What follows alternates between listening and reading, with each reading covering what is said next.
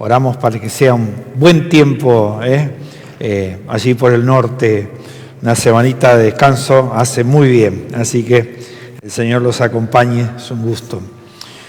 Muy bien, mis hermanos, estamos ya a la puerta de comenzar nuestra primera conferencia misionera en mucho tiempo, como les decía, así que estamos ahí expectantes a lo que el Señor hará la próxima semana. Dios mediante, el día viernes como hoy estaremos comenzando con el primero de los temas donde yo tendré la responsabilidad, y después el sábado y el domingo el pastor Eric Bertuzzi tendrá entonces a su cargo los mensajes.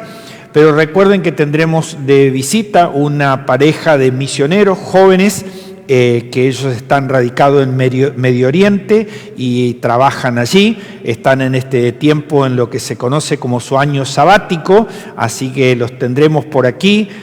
Los conozco hace muchos años porque, nacieron en la iglesia donde yo era pastor anteriormente, y es un privilegio que los vamos a tener. Seguramente escucharemos historia de lo que Dios hace en otras partes del mundo, y eso, realmente nos llena mucho de gozo. Así que el próximo sábado será a las 19:30, o sea, 7:30 de la tarde, estaremos comenzando. Tendremos este tiempo para compartir ese testimonio, como les decía, con esta pareja misionera, y después escuchar el mensaje de la palabra de Dios. El domingo 24 lo tendremos por la mañana, a las 10 de la mañana vamos a tener un culto unido de entrada, o sea, de jóvenes hasta mayores, donde el esposo, él les pondrá el testimonio, y los niños estarán con la esposa del misionero. Y culminaremos entonces con el mensaje con el pastor Eric. Así que quiero pedirle no solo que nos mantengamos unidos en oración, tenemos nuestro calendario y cuestionario de oración que lo hemos puesto en el boletín, así que tengamos en cuenta todas esas oraciones. Ahí sí hay 7 motivos principales o puntuales para esta conferencia que es importante que los tengamos en cuenta. Así que espero que podamos estar, y espero que podamos invitar a otros también. Es una conferencia abierta, así que cualquiera puede asistir, no habrá ningún tipo de inconveniente. Queremos transmitir la visión misionera entonces desde nuestra iglesia. Muy bien, dicho y recordada la invitación, vamos a la reflexión de esta tarde. Seguimos adelante entonces plantando la visión misionera. El tema para esta tarde lo titulé Pasión y compasión en las misiones. Un pasaje también muy conocido para esta tarde que está expresado allí en el Evangelio de Mateo, capítulo 9, versículos 35 al 38, donde el Señor Jesús nos habla acerca de las necesidades que hay en las misiones.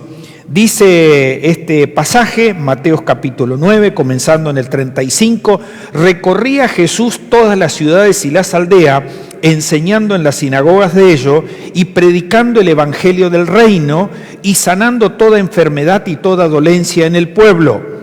Y continúa el pasaje diciendo en versículo 36, y al ver las multitudes, Jesús tuvo compasión de ellas, porque estaban desamparadas y dispersas como ovejas que no tienen pastor. Entonces dijo a sus discípulos, a la verdad, la mies es mucha, mas los obreros pocos. Rogad pues al Señor de la mies que envíe obreros a su mies. El Señor bendiga su palabra en esta tarde. Y vamos a reflexionar por unos momentos acerca de las enseñanzas que hay aquí. La primera cosa que quisiera decir es que la misión como tal, como la estamos planteando, es una cuestión de pasión y de compasión, ¿no? A la vez es necesario comprometerse apasionadamente para ir a donde el Señor nos esté llamando o mandando, pero por otro lado, y un poco más difícil, es el sentir compasión por aquellas personas que están perdidas. Esa es la enseñanza central, en alguna manera, que el Señor Jesús nos da. Alguien definió qué es un misionero, una persona que es enviada a la tarea de la misión, de la siguiente manera. Y dijo, ser un misionero es olvidarse de tener un único objetivo, es servir al pueblo de Dios con toda el alma. Un misionero no es un superhéroe, dice. Es un ser humano con todos los defectos y necesidades como tenemos todas las personas, pero tiene una virtud, tiene a Cristo en el centro de su corazón, entonces por sus venas corren sangre misionera. O sea, pasión y compasión por aquellos que se pierden, llevando la línea del título que tenemos para esta tarde. El capítulo 9 es el final, aquí en este caso del capítulo 9 de Mateo, tiene esta memorable escena final donde Jesús hace esta presentación, este desafío acerca de las necesidades que tiene el campo de la misión. O sea, deja ver en Jesús esa gran pasión y esa gran compasión porque las personas llegaran al conocimiento de la verdad. Déjenme presentarle tres, cuatro cosas en esta noche con respecto a este pasaje. Lo primero es que Jesús tenía pasión por los perdidos. Jesús era realmente un apasionado, su amor por los perdidos lo llevaba a trabajar incansablemente. Dice que era todo el tiempo estar andando aldeas por aldeas, pueblos por pueblos, llevando el conocimiento de la palabra de Dios y llevando el evangelio de salvación. El versículo 35, con el cual comienza el pasaje, nos presenta un resumen de la visión y de la tarea de Jesús. Dice que comenzando su ministerio había una triple función: predicar, enseñar y sanar. O sea, es una especie de una síntesis que hace allí en este final del capítulo 9. Pero es interesante que cuando comienza su ministerio, o sea, si vamos hasta Mateo capítulo 4, en el versículo 23 encontramos más o menos exactamente la misma expresión. Dice el pasaje allí en el 4:23, y recorría Jesús toda Galilea, enseñando en las sinagogas de ellos, predicando el evangelio del reino y sanando toda enfermedad y toda dolencia. Veamos por un momento qué significan estas tres funciones que Jesús hacía cada día. Lo primero, dice, era la enseñanza. Andaba, dice, recorría toda Galilea y enseñaba en todas las sinagogas. O sea, la pasión de Jesús tenía que ver con enseñar, con que la gente aprendiera a vivir de una manera diferente, una manera realmente con la paz que Dios podía traerles a los corazones y con la dirección y la guía para un nuevo caminar. O sea, su pasión por enseñar las Escrituras de manera simple y sencilla. Jesús se caracterizaba porque sus enseñanzas usara muchas parábolas, y las parábolas tenían que ver con la cosa cotidiana, ¿no? Con lo que pasaba cada día, con lo que se vivía cotidianamente en los pueblos, en las aldeas, y Jesús tomaba esas vivencias diarias y de ahí sacaba una enseñanza con un contenido altamente y profundo espiritual. Primera cosa, Jesús enseñaba. Segunda cosa, la segunda tarea, la predicación de Cristo tenía que ver con presentar o aproximar el reino de los cielos, dice, o el reino de Dios. Ahora, eso se comenzaba a cumplir a partir del momento de su presencia. Él, descendiendo, naciendo como había nacido de su madre María, de su padre José, comenzaba allí una tarea ministerial en esta tierra, y era presentar el evangelio del reino. El evangelio del reino, en alguna manera, era la carta magna de presentación, que tenía que ver con la proclamación de llevar esperanza a aquellas personas que estaban perdidas. O sea, su pasión tenía que ver con anunciar, predicar permanentemente el mensaje de salvación. Enseñaba acerca de la vida práctica, pero también aquí en este caso predicaba las enseñanzas que tenían que ver con la llegada del reino. Y la tercera cosa es algo que tenía que ver con las necesidades físicas y espirituales de las personas. La tercera cosa que Jesús hacía era, dice, milagros y sanidades, dice allí. Esta es una función profetizada acerca del Mesías, que era el Señor Jesucristo, por supuesto, que llegaba, e Isaías mucho tiempo antes predice acerca de esta función específica que tendría Jesús. Isaías capítulo 35, versículos 5 y 6 dice la siguiente manera: con retribución divina vendrá a salvarlos, refiriéndose al Mesías, al ungido, a Jesucristo. Y entonces dice: se abrirá entonces los ojos de los ciegos y se destaparán los oídos de los sordos, saltarán los cojos como ciervo y gritarán de alegría las lenguas del mudo, porque agua brotará en el desierto y torrente en el sequedal. Esta es una profecía que da Isaías muchos años antes acerca de la función, de una de las funciones que Jesús cumpliría: enseñar, predicar la venida del reino y traer también soluciones a las necesidades físicas y espirituales, como eran los milagros y las sanidades. Aquí vemos entonces esta síntesis de su trabajo. Mateo recalca que esta misión era incansable en Jesús. Jesús estaba todo el tiempo recorriendo aldea, llevando salvación, llevando descanso, llevando sanidad, llevando liberación a las personas. O sea, en ese tiempo de su ministerio, muchas personas fueron sanadas de enfermedades, fueron liberadas, pero especialmente a lo que Jesús apuntaba era la salvación de su alma, o sea, que el evangelio fuera realmente lo que recibiera. Ahora, en medio de esto surge el segundo tema. Lo primero era su pasión. El segundo tema tenía que ver con su compasión.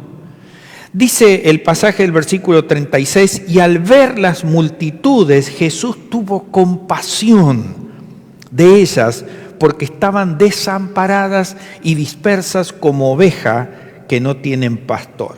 O sea, en su ardua tarea diaria de enseñar, de predicar el evangelio, de traer sanidad, de traer libertad, en medio de todo eso, él podía ver una multitud necesitada, ¿no? Una multitud que estaba perdida, dice, dispersa, desamparada. O sea, la imagen que da es como que Jesús está en una colina y está viendo toda esa gente que está perdida y que necesita ser contenida.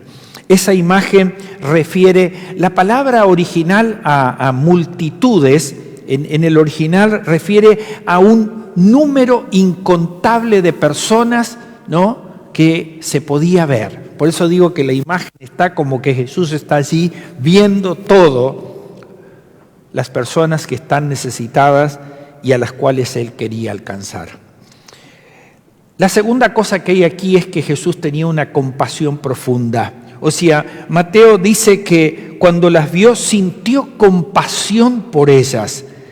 En el texto original la palabra se traduce compasión como si se le movieran las entrañas. Otra expresión dice, se enternecieron sus entrañas.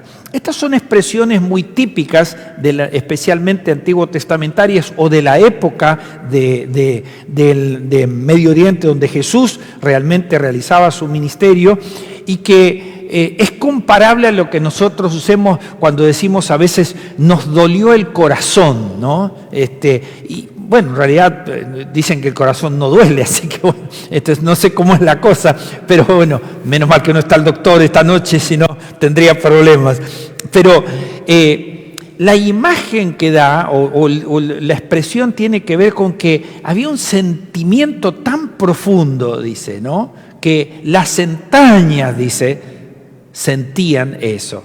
Y esa era la compasión que Jesús tenía por las personas que estaban perdidas, ¿no? Se movía aún sus propias entrañas. En muchas ocasiones leemos que Jesús tuvo una y otra vez compasión por las personas.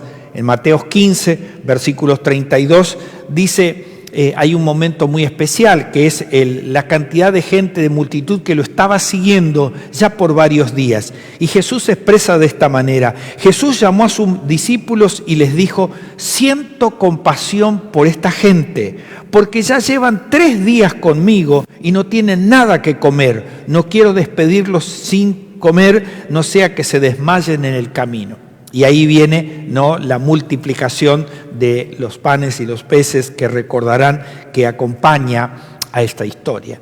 Jesús sentía compasión aún por las necesidades más básicas y elementales y físicas, como era la de tener hambre o tener sed. Hasta de esos detalles, en su compasión, Jesús se preocupaba. Lucas capítulo 7, versículos 12 y 13 dice lo siguiente: y cuando se acercaba a la puerta de la ciudad, sacaban afuera un muerto, hijo único de su madre, y ella era viuda, y un grupo de numerosos ciudadanos lo acompañaban a ella. Y a verla, el Señor Jesús tuvo compasión de ella y le dijo: no llores. Esta historia refiere a la viuda de Naín, cuando dice Jesús está llegando a Naín, que es interesante porque Naín, la traducción es placentero, o sea, era un pueblo placentero, pero estaban en ese momento sacando un féretro con un joven, y hay una madre que llora, un viuda, dice, ¿no?, perdiendo a su único hijo, y Jesús tuvo compasión. O sea, podemos ver a Jesús en todas las áreas de la vida, compenetrándose y sintiendo realmente las necesidades de las personas. Dice, esta gente lleva 3 días conmigo, no han comido, tengo compasión por ellas. Aquí hay una viuda que está perdiendo su único hijo, tengo compasión por ella. Y actúa, ¿no? Recordamos que no solo Jesús le dice que no llore, sino que después también produce, ¿no?, lo resucita al muchacho, ¿no?, y se lo entrega a la madre. O sea, esa compasión era activa, permanente. Jesús estaba resolviendo siempre los problemas y las necesidades de las personas. Ahora, este mismo Jesús requiere que tiene compasión por todos nosotros y una enorme misericordia por la verdad de las necesidades que padecemos cada día, sean grandes o pequeñas. Por eso a veces tenemos el concepto de que, bueno, no le vamos a pedir al Señor esto porque es una pequeñez. El Señor se ocupa de las pequeñeces y también de las grandes cosas y de las cosas imposibles y de todo, porque Él es el Señor de todo y está realmente pensando en nuestras necesidades. Esta compasión incluye el principal propósito que Jesús tenía. O sea, atendía las necesidades básicas, una comida, una viuda, una enfermedad, una liberación, pero su principal propósito lo define Lucas capítulo 19, versículo 10, porque el Hijo del Hombre vino a buscar y a salvar lo que estaba perdido. Y ese era su centro. Jesús enseñaba, Jesús sanaba, hacía milagros, pero vino para predicar el evangelio del reino. Y Lucas lo define, dice, el Hijo del Hombre, refiriéndose a Jesucristo, vino a buscar y a salvar lo que estaba perdido. Jesús tuvo compasión de ellas porque las vio desamparadas y dispersas como ovejas que no tienen pastor. O sea, por un lado, las palabras denotan una gran necesidad cuanto a lo físico, a cosas materiales o a necesidades físicas que él tenía que resolver en las personas, pero también las necesidades espirituales estaban incluidas dentro de eso. Ahora, la expresión que estaban desamparadas y dispersas en el original tiene una fuerza muy importante. La traducción sería que estas personas, que él las consideraba ovejas, o sea, refiriéndose a las personas, nosotros somos sus ovejas, dice, estaban extenuadas, o sea, agotadas al máximo, ¿no? Y usa otra expresión, estaban explotadas, o sea, explotadas en el sentido de que todo lo que le estaba pasando era tan pesado, tan congojante, que Jesús podía ver esa necesidad y estaba listo para cubrir esa necesidad. No es la primera vez que aparece esta figura de la oveja sin pastor en la Biblia, especialmente en el Antiguo Testamento. Hay varias menciones respecto a considerar al pueblo de Dios, el pueblo de Israel, como ovejas sin pastor. Solo voy a citar un pasaje que es el de Zacarías capítulo 10, versículo 2. Dice, los ídolos hablan con engaño, los adivinos tienen sueños falsos y hablan visiones engañosas y consuelan con fantasías. Pero concluye el pasaje, y el pueblo vaga como un rebaño de ovejas agobiadas, pero que carecen de un pastor. O sea, esta imagen de la necesidad de un pastor, Jesús la va refrescando, pero ya el Antiguo Testamento lo mencionaba una y otra vez. Mucho de eso tenía que ver con el alejamiento del pueblo, con el abandono de seguir el camino de Dios o de buscar el reino y arrepentirse. O sea, en este caso, aquí en el Antiguo Testamento, Jesús está reprendiendo a lo que era el liderazgo allí en el Antiguo Testamento, acerca de aquellos que tenían la responsabilidad de cuidar, ¿no? Por eso dice que Jesús comenzó enseñando en las sinagogas, donde era el lugar central donde se enseñaba de la palabra, donde se leía el Antiguo Testamento. Y allí, dice Jesús, va directamente a llamar la atención de los líderes religiosos de la época que no estaban atendiendo. Hay pasajes muy difíciles o muy duros, muy fuertes, reclamos muy fuertes en Ezequiel especialmente, donde hay un reclamo acerca de no cuidar de las ovejas. Y esa preocupación estaba en Jesús. Por eso Jesús era un apasionado y tenía compasión por las personas que estaban perdidas.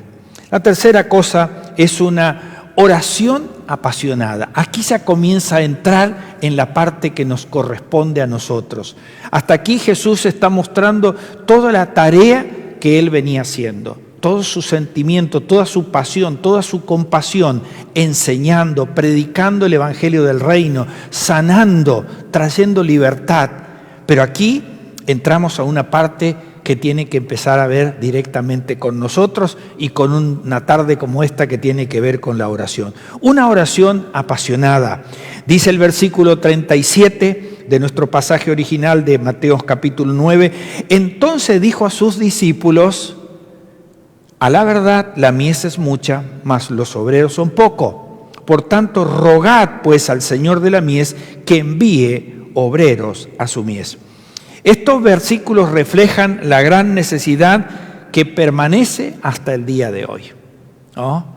Esto que Jesús dice hace tantos años atrás, más de 2000, siguen siendo vigentes hoy.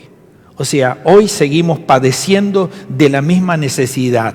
O sea, la mies, las necesidades, el pueblo, sigue siendo mucho, pero la gente que siente y se apasiona y tiene compasión con corazón misionero, son pocos, ¿no? La necesidad que muestra realmente es la falta de líderes, la falta de personas que realmente se comprometan y que entiendan de que hay mucha necesidad que debe ser cubierta. O sea, Jesús estaba dispuesto a cubrir esas necesidades, pero recuerden de que Él estaba aquí como una persona 100% humana, o sea, si bien era 100% Dios, 100% humana. Por lo tanto, tenía las limitaciones de tiempo y de espacio para poder llenar. Y entonces recurre a nosotros. Dice, le está hablando a sus discípulos, les dijo a sus discípulos, nosotros somos sus discípulos, o sea que nos está encomendando a nosotros esa tarea. Así Jesús dejó en claro esa necesidad primaria para comenzar la tarea de anunciar el Evangelio del Reino.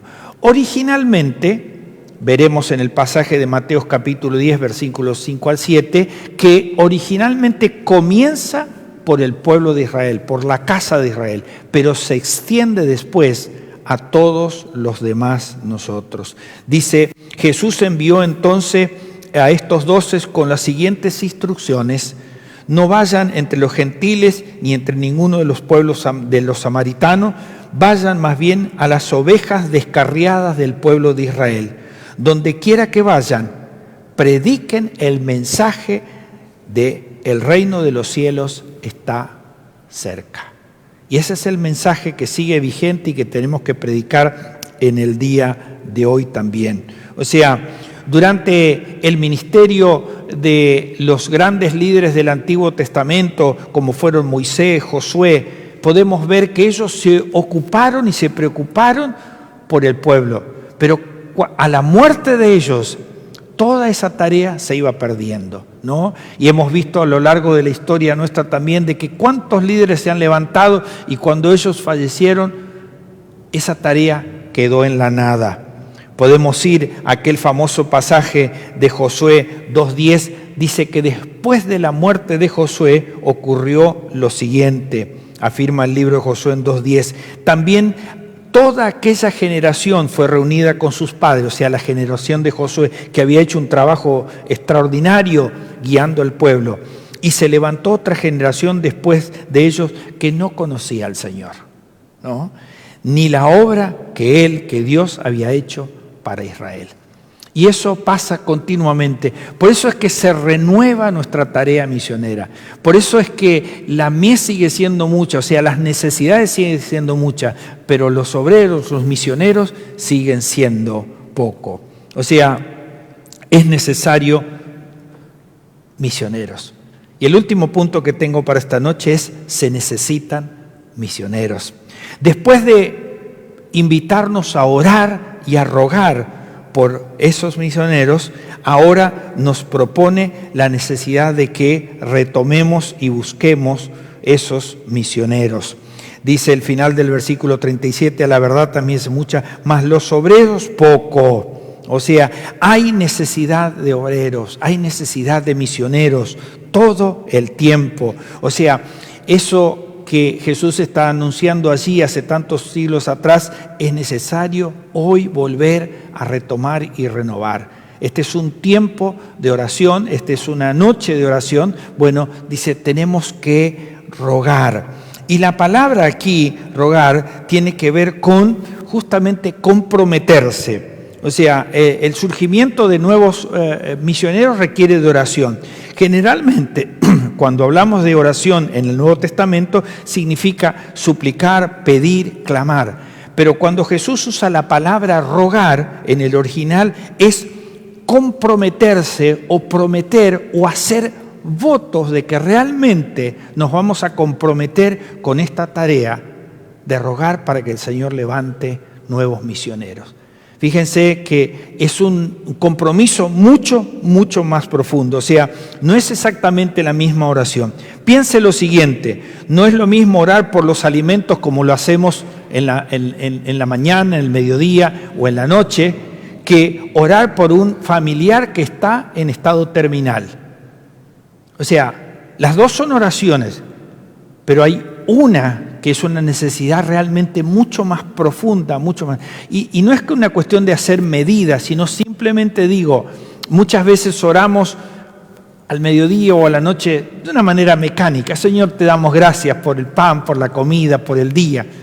Ahora, cuando tenemos una necesidad tan profunda, como es un familiar que está pasando por una situación, como es una enfermedad terminal, entonces allí dice rogar. Y tiene que ver, dice Jesús, con el compromiso, nos comprometemos, hacemos votos, yo voy a cumplir esto y voy a seguir rogando. No es lo mismo orar por un proyecto que hacerlo cuando nuestras vidas dependen de ello. O sea, orar por otros, bueno, pareciera no tener un peso tan profundo. Dice, pero si nosotros estamos involucrados, si en ese proyecto misionero va también nuestras vidas, dice, vamos a rogar con pasión, vamos a comprometernos y vamos a hacer las cosas que sí. Ahora, cuando llegamos ahí, entonces preguntamos, bueno, ¿de qué manera nos vamos a comprometer?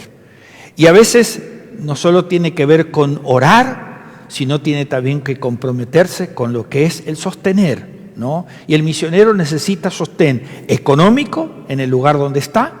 Ahí tenemos que apoyar, o sea, nosotros tenemos misioneros a los cuales como iglesia estamos apoyando, estamos sosteniendo económicamente, parcialmente, no alcanzamos a cubrir todo, pero lo hacemos, estamos comprometidos, tenemos una obra misionera con la cual estamos comprometidos también económicamente. Y hay una tercera cosa que tiene que ver con la comunicación, o sea, el compromiso aquí es también no solo dar dinero, sino comprometerse, en el sentido de orar por las personas, saber qué está pasando, orar por nuestros misioneros, preguntar qué está pasando, orar por nuestra obra misionera, qué está pasando. O sea, interesarnos. El compromiso va con que realmente nos estamos interesando profundamente. O sea, esto debe ser una prioridad en nuestra vida, ¿no? La búsqueda de la oración, del ruego, porque el Señor levante nuevos misioneros. Permítame concluir en esta noche, ya que hemos avanzado en el tiempo, y decir lo siguiente: la misión no es una opción para el creyente, o sea, no es algo que nosotros decimos, bueno, si quiero lo hago y si no, no. No, es un compromiso. O sea, la misión que Jesús nos propone es la misma que el Padre Dios le encomendó a Él. Cuando vamos a Juan capítulo 17, versículo 18, Jesús dice: como tú, Padre, me enviaste al mundo, yo también los envío. O sea, ese mismo compromiso que asumió Jesús, dice, ahora se los transfiero a ustedes, a nosotros. O sea, es nuestra responsabilidad en este tiempo hacer la tarea. O sea, de esta manera la misión queda establecida en nosotros, y allí, como le estaba hablando a sus discípulos, una de las tareas que le dio fue la gran comisión. Le encomendó: vayan, comiencen por Jerusalén, por su ciudad, pero dice, vayan a los vecinos. Recuerdan todas las enseñanzas que sacamos de ahí, ¿no? A los vecinos, a los parientes, ¿no? A todos los que es difícil a veces. Y también dice, vayan hasta lo último de la tierra. Y ese es el compromiso. Esto no significa una opción, esto significa un compromiso. O sea, no todos somos llamados a misiones a la otra parte del mundo, pero como siempre les digo y siempre les recuerdo, cuando arrancamos de aquí, de la puerta de este lugar, nuestra misión ha comenzado. Cuando salimos de la puerta de nuestra casa, nuestra misión ha comenzado. Y nuestra tarea es la que hacía Jesús. Dice, Jesús enseñaba, Jesús sanaba, o sea, tenemos la responsabilidad de orar por las necesidades, por sanidad. Dios es soberano, Dios ejerce su voluntad, pero hay algo central a la cual Jesús se ocupó y nosotros debemos ocuparnos también, que es a proclamar, a predicar el Evangelio del Reino. Y esa es parte de la misión. Así que recuerde, la misión es pasión y es compromiso. Y es realmente sentir la necesidad, como Jesús dice, tengo compasión por las personas.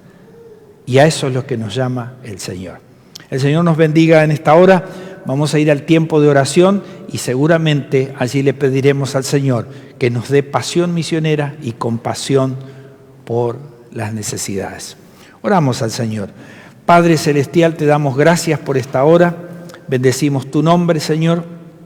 Te damos gracias por tu palabra, Señor, que como cada viernes nos enseña a tener justamente pasión y compasión por las necesidades de las personas que se pierden sin Cristo y sin esperanza. Señor, ayúdanos en este tiempo ya cercano a comenzar nuestra primera conferencia misionera para que realmente nosotros sintamos eso mismo, lo mismo que tú sentiste, y que estemos dispuestos a enseñar tu palabra, pero por sobre todo a predicar el Evangelio del Reino. Señor, ayúdanos a sentir compasión por las personas que están perdidas y a orar y a levantar, Señor, nuevos misioneros para el campo que está necesitado. Bendecimos tu nombre y te damos gracias, Señor, y lo hacemos en el nombre de Jesús. Amén y amén.